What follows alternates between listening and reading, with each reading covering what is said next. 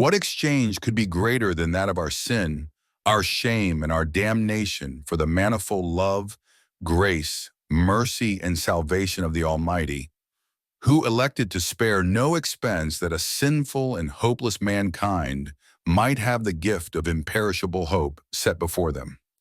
This was not a random nor whimsical choice on the part of the Most High.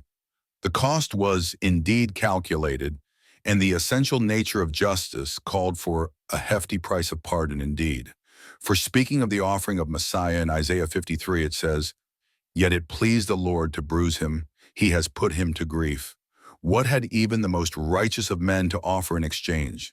The righteousness of every man from every generation of all time might be summed and found so minuscule as to remain hidden in even the slightest measure of God's grace. And yet he chose an all-encompassing offering. In seeking our submission, we find no deceit nor self-serving agenda in the Lord.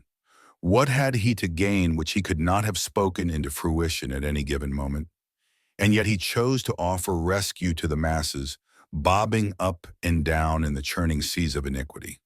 He chose in Christ to dive into the depths to offer deliverance, even to those who yet fought against the Lifeguard's merciful embrace. What more could we ask for? How may we who have become acquainted with the truth of truths expect that we deserve anything from on high? Grace is offered and mercy shown by virtue to those undeserving of it. Otherwise, grace and mercy would not be grace and mercy, but a mere rendering of our own individual worth, worthiness, and merit. Many have delayed such an exchange with God, fearing to be met with wrath and condemnation, having not yet understood the character of God. Yet if we take a journey back into the Old Testament and examine the repetitious rebellions of Israel and Judah, we will see that it was the willful retention of sin that incurred the righteous judgment of the just judge rather than the confession of it. Even still, he said to his adulterous children, "Come, let us reason together." How much more then will we be met with such grace if we approach Abba as penitent children?